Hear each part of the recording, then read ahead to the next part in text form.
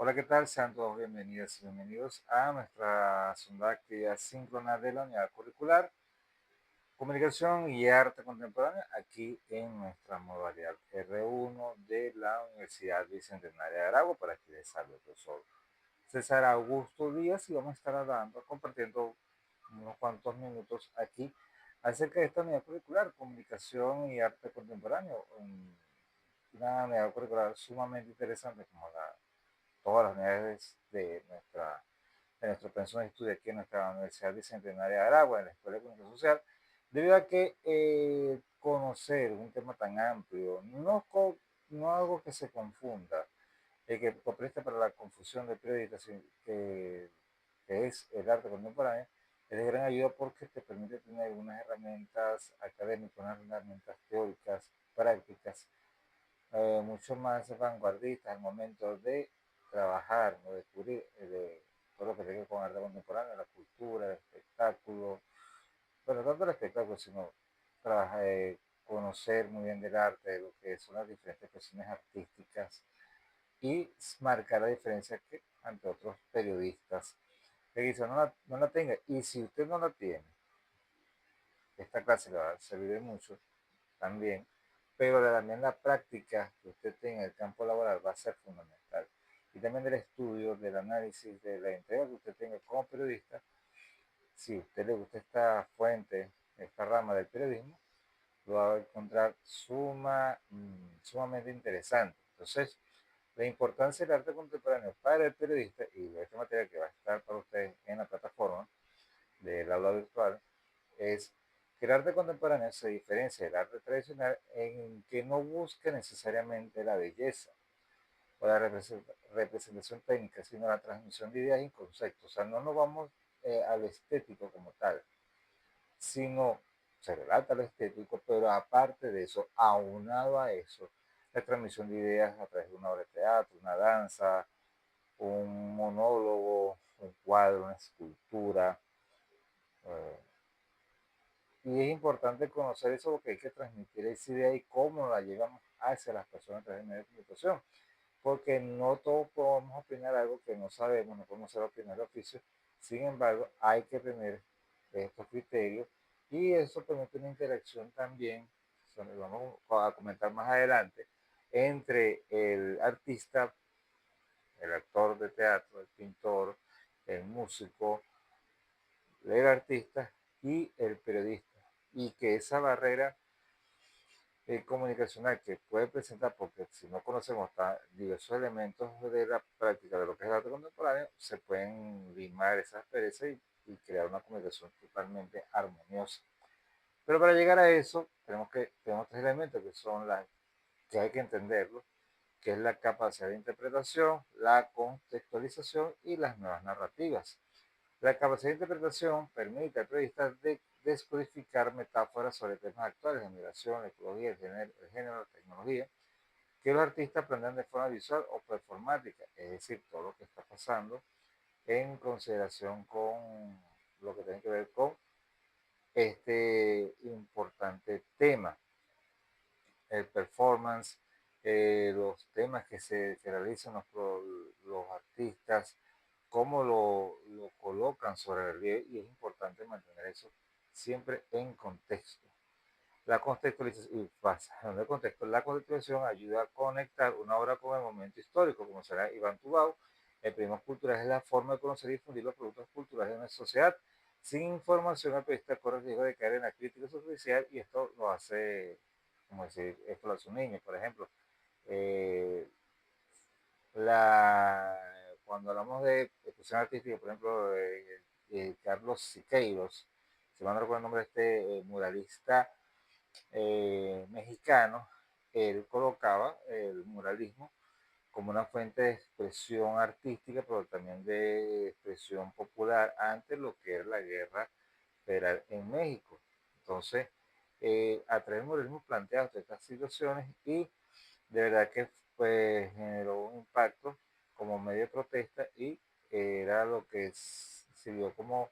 una referencia latinoamericana el muralismo a través de Siqueiros porque él plasmaba a través de su pintura, a través de ese arte muralístico, las ideas que él quería expresar que no lo puede hacer en otro medio,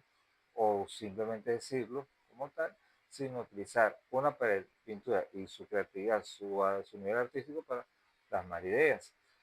También, por ejemplo, se critica mucho a Frida Kahlo por su autorretrato, pero ella a través de sus autorretratos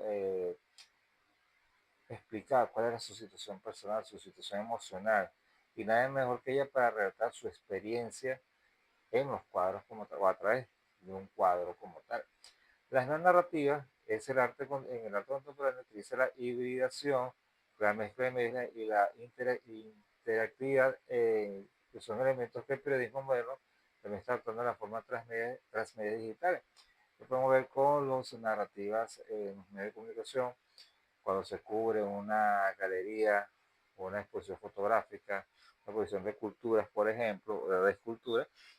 Esa interacción lo permite a nosotros tener todo lo relacionado a lo que es eh, el,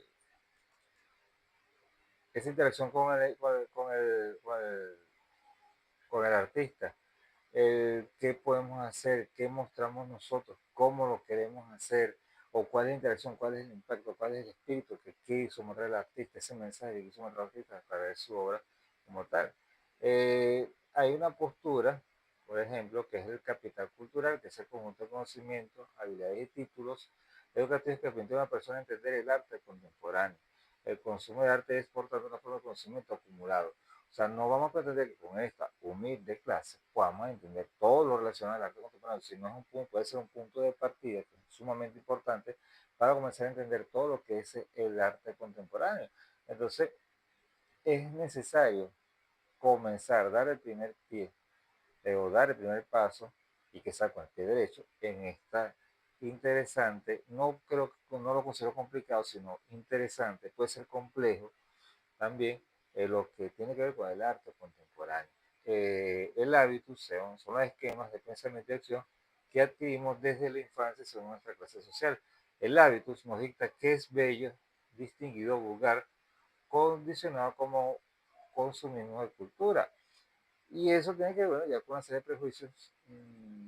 o subjetividades, prejuicios, por ejemplo, cuando vemos un ballet, que el ballet solamente es para las niñas, sí, sí lo es, pero también hay grandes eh, maestros del ballet que son caballeros, y eso quizás sea un cliché que para nosotros, para el común denominador, no sea suficientemente aceptado, pero para esta esfera o para este contexto de arte contemporáneo sí es totalmente válido y tiene que ser, porque es una persona que es un artista como tal. Yo tengo que ver más o menos en los recientes Juegos de invierno, Juegos Olímpicos de invierno en Milán, creo que fueron en Milán, donde un patinador, unos patinadores artísticos utilizaron una canción de rock hecha por AC/DC, pero fue hecha por inteligencia artificial. Y eso colocó en tela de juicio la participación de los artistas porque el arte, con un buen tema seleccionado, y que se apeló a la inteligencia artificial para recrear un tema, y eso fue objeto de discusión. No le iban a retirar las medallas porque quedaron creo que en segundo lugar, pero sí como que, hey, vamos a trabajar, seguir trabajando como se han ido realizando en los Juegos Olímpicos con el tema de las canciones, de las selecciones musicales que hagan los patinadores para que se mantenga ese estilo, para que se mantenga ese alto nivel que son los Juegos Olímpicos y de invierno, porque no caer en lo peyorativo, entonces se pierde la esencia del video, un evento tan majestuoso y una disciplina deportiva tan exigente como es el patinaje artístico. Eh, Hablamos de capital cultural, del hábitus y la distinción. El consumo de arte contemporáneo, especialmente el que es difícil de entender para el público general, funciona como una barrera social. Consumir este arte otorga prestigio y estatus diferenciado a las élites cultivadas, para la élite cultivada de las clases populares. Eso tiene que ver mucho, por ejemplo, con respecto a la ópera, por ejemplo. Pero quizás la accesibilidad al arte contemporáneo es difícil, no desde ahorita, sino desde hace tiempo, porque iban solamente las personas pudientes a pues, una obra de teatro, a apreciar lo que era una buena película, como el Festival de Cine, y, o galerías de pintura, muestras de exposición de esculturas, etcétera, etcétera. Y esto contrasta notablemente con, por ejemplo, las personas que si ven el surrealismo poético francés no lo van a entender, impresionismo alemán, eh, eh, impresionismo alemán, lo que es el dadaísmo como tal, o el surrealismo, eh, las películas de en la época dorada del cine italiano, es un contraste con lo que vimos nosotros y hoy por hoy se mantiene lo que es el famoso cine mexicano, no solamente con las películas de Cantinflas, de Mario Moreno Cantinflas, sino las películas de personajes como Jorge Negrete, Pedro Infante, las películas de Javier Solís, etcétera. Entonces, eso va a otro tipo de público mucho más de estatus económicamente inferior, pero que esto me regala cultura popular. Entonces, quizá hay esos mismos estancamientos, esas mismas diferencias entre un público y otro, del punto de vista cultural. Yo recuerdo una vez que estuvimos en Valencia, eh, en una exposición, eso fue en el Aquarium de Valencia, hace muchos años, donde hay una exposición sobre cómo los utensilios de comida de madera, de barro, eran utilizados por los campesinos. Yo, para que era campesino, vivo en un campo aquí en el estado Carabobo, él explicaba con sus propias palabras, pero con buen nivel, lo que otra persona explicaba a un altísimo nivel y que quizás, pues, yo lo puedo percibir que y era poco entendible. Entonces digo, para que fue campesino, lo explicaba y él de una manera más didacta. Entonces, ese acercamiento al teatro, ¿verdad? Que es muy distinto para las personas que no tuvimos la gracia de ir a un cine, a un museo. Yo en la anterior clase coloqué que lo que tiene que ver con lo que es ir a un cine o al Museo de los Niños cuando yo fui a Caracas, que para mí fue una experiencia sumamente maravillosa. Entonces, de verdad que eso es importante mantenerlo y hay que rescatarlo. ¿Por qué? Porque tengo una generación de relevo que está metida en los teléfonos y que a pesar de la tecnología, a pesar de los avances en materia de comunicación en redes sociales, estamos muy hiperconectados que nos vamos a lo banal, nos vamos a lo superficial, a lo que simplemente nos va a dar like porque es así, esa es la industria. Entonces no nos damos cuenta o no queremos entender la importancia que tiene el arte contemporáneo en nuestras vidas, sobre todo en los estratos sociales más bajos. De hecho, un ejemplo de cómo se debe revertir eso, yo lo evidencié el día jueves que estuve en la ciudad de Valencia atendiendo unos asuntos personales y tenía tiempo que lo pasé por la Ateneo de Valencia, cerquita de la conexión de Estado de Carabobo, cerca de la rectora de la Facultad de Derecho de la Universidad de Carabobo, Plaza La Candelaria, el centro de Valencia, muy bonito, recomiendo que lo visiten. El gobernador del estado de Carabobo tiene un programa que se llama El Liceo y la escuela va al teatro. Como el Teatro Municipal de Valencia fue restaurado como tal, los liceos, sobre todo en la zona sur de Valencia, que son de las zonas de clase media económica baja, zonas populares, van en un transporte que paga la gobernación y todos los días por lo menos una escuela o un liceo visita las instalaciones del Teatro Municipal de Valencia, no solamente de Valencia, sino de otros municipios, de otros 14 municipios, son 14 municipios que tiene el Estado de Carabobo, visitan esta importante infraestructura de larga data y que es icono del Estado de Carabobo. Entonces, es una manera de acercar cómo el arte contemporáneo siempre está ahí, pero nosotros quizás no sabemos cómo llegar. Por ejemplo, si hay una obra de teatro o, por ejemplo, se presenta una orquesta de jóvenes o perteneciente a la orquesta, al sistema de orquesta sinfónica Simón Bolívar, debemos de asistir o llevar nuestros chamos el impacto que tenemos hoy por hoy, gracias a la genialidad del maestro José Antonio Abreu, que en paz descanse, cómo llevar la música, cómo llevar lo sinfónico a pues chamos que sean de alguna localidad de humilde. Entonces, Es importante cómo el periodista puede entender todas esas similitudes, todos esos conocimientos, cómo puede entender toda esa realidad, todo ese contexto en el arte contemporáneo que tiene que ver mucho con el periodismo, porque aparte, como si fuera poco, el periodista, y es deber de nosotros, como periodistas, educar, formar a las personas, que no solamente quedarnos con lo banal, como pasó en Carnaval, con todo este desastre, en Los Roques, en Morrocoy, en las playas, con todo eso, sino ver qué es lo que está pasando con los chamos y cómo los chamos hoy por ejemplo, se están interesando en música de los 80 nuevamente, están redescubriendo artistas pasados y están escapando un poco de lo convencional. Y el arte contemporáneo, sobre todo para los periodistas, tiene que estar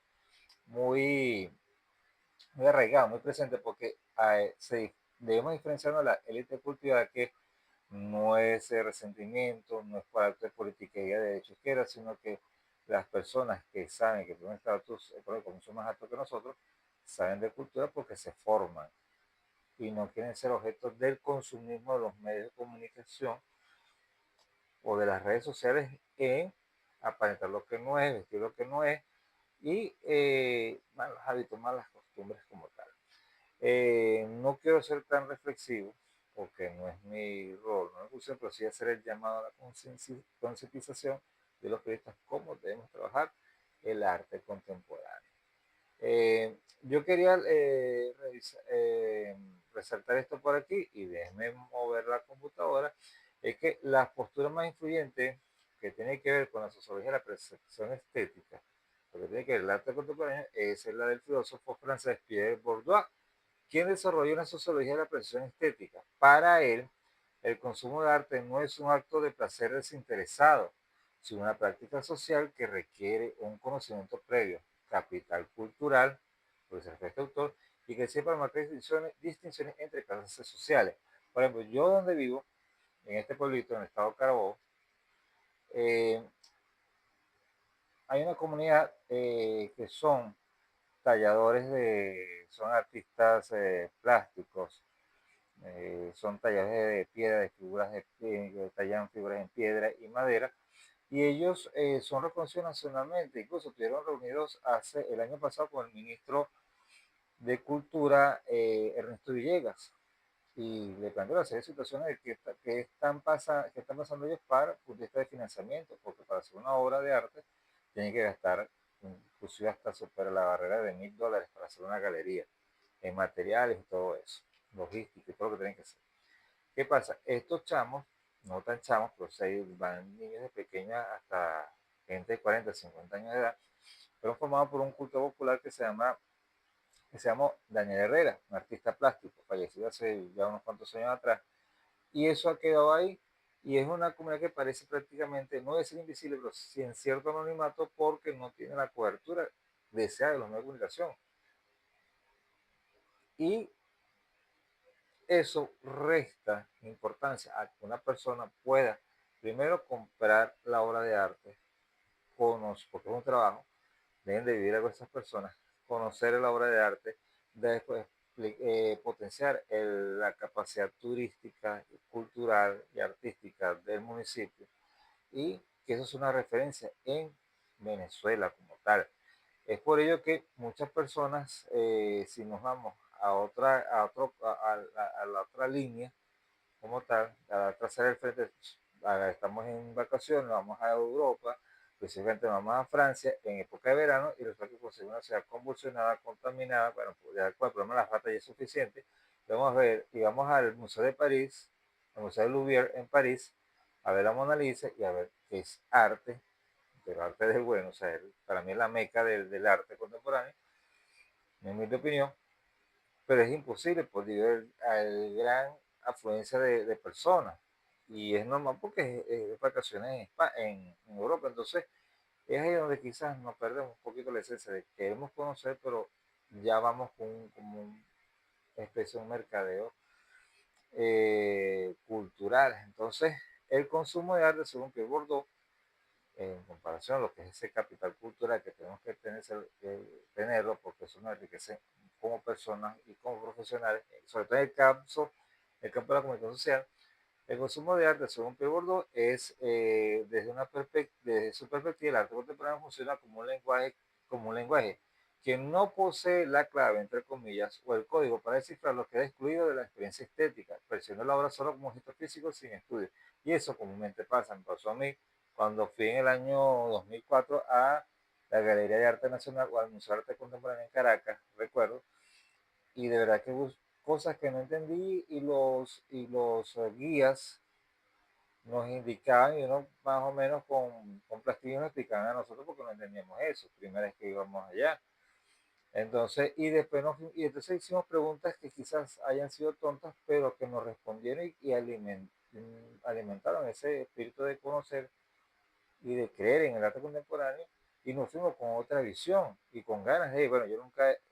nunca fui, quisiera ir, pero cuando hay una oportunidad en Maracay, que es el epicentro cultural, es el complejo cultural Santo Michelena, conocemos la Casa de la Cultura, por favor, no dejen de asistir, sobre todo ahorita que se viene la Filben, es un buen momento para agarrar un libro y leerlo, y en la lectura encontraremos muchas respuestas a todo este contexto que pasa de hiperconectividad,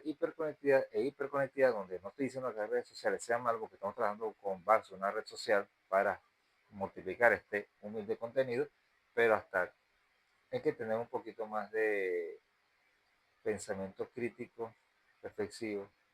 sobre qué estamos haciendo con este mundo hiperconectado. Y es que la mirada, sigo leyendo a Pierre Bourdieu, la mirada es un producto de la historia reproducido por la educación.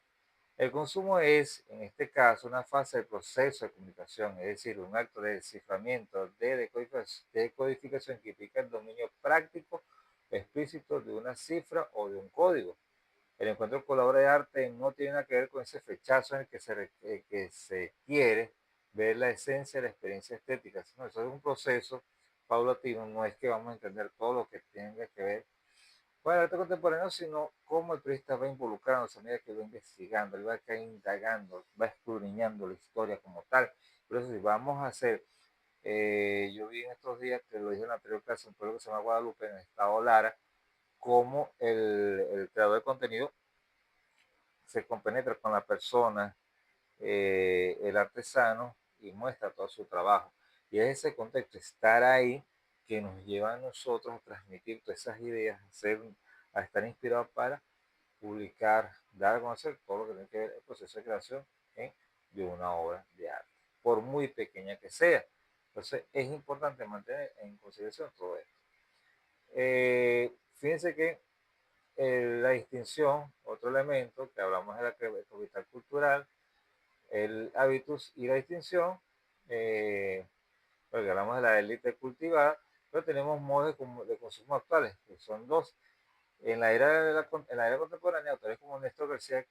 Canclini han expandido esta visión, señalando que el consumo ya no solo ocurre en museos, sino que, atención con esto, es híbrido, ya que se mezcla el arte de élite con el consumo masivo y digital, más o menos lo que está sucediendo actualmente. Galerías de arte virtual, paseos a través de aplicaciones sobre museos, y se pierde esa esencia como tal de esa interacción, de ver, de palpar casi de cerca la diversa obra de teatro. Y él dice, Néstor García Canclini dice que es un lugar de ciudadanía. Consumir arte es también una forma de entender y reclamar nuestra posición en la sociedad globalizada, es decir, nos permite entender, comprender ciertos contextos, ciertas situaciones que el artista plantea a través de una obra de teatro, a través de un cuadro, a través de una pintura, en un cuadro, en una escultura, y plantea su posición, su opinión, y nosotros vemos, analizamos, interpretamos y damos espaldarazo o estamos en contra de eso sobre lo que el artista está planteando. Eso es un lugar de encuentro, una cuestión en común como tal. El mercado del arte y la producción del valor, ya para ir cerrando, en el arte contemporáneo el valor es una obra, el valor de una obra no reside, corrijo, el valor de una obra no reside en el objeto mismo, sino en la creencia colectiva que el mercado, galeristas, críticos y coleccionistas construyen a su alrededor, es decir, las personas versadas para eso. vamos a decir, los catadores o los críticos de comida. Lo que hace la reputación de un cuadro no es el hecho de que sea una obra de arte, sino el hecho de que sea reconocido como tal por aquellos que están en condiciones de hacerlo, es decir, los que poseen la autoridad legítima para decir que es arte y que no lo es. Quizá puede ser un poquito grosero de, o despectivo de que es una obra de arte y que no se puede considerar una obra de arte, pero las personas autorizadas que saben de esto porque tienen años trabajando en el arte contemporáneo, digamos, periodistas tienen que saber a quién impulsar una opinión por si uno no recuerda, no tiene idea. Pero es importante mantener esto siempre presente, muchachos, sobre todo al momento de cubrir un evento de arte contemporáneo. Es importante, número uno, la preparación previa. Y número dos, el trato, el contacto con ese artista para que todo salga de la mejor manera. Bien, esto es parte de lo que,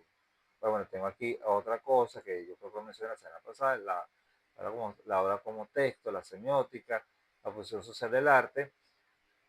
Cuando digo la función social del arte es que tiene que ser como un contrapoder, más o menos lo que hacía Siqueiros con el muralismo,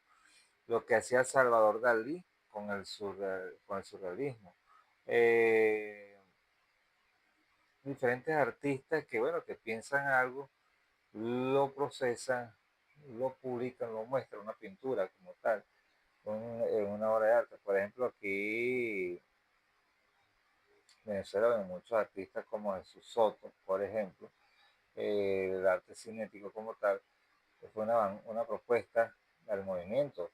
sobre lo que significa el movimiento cinético en Venezuela, y de verdad que son referencias en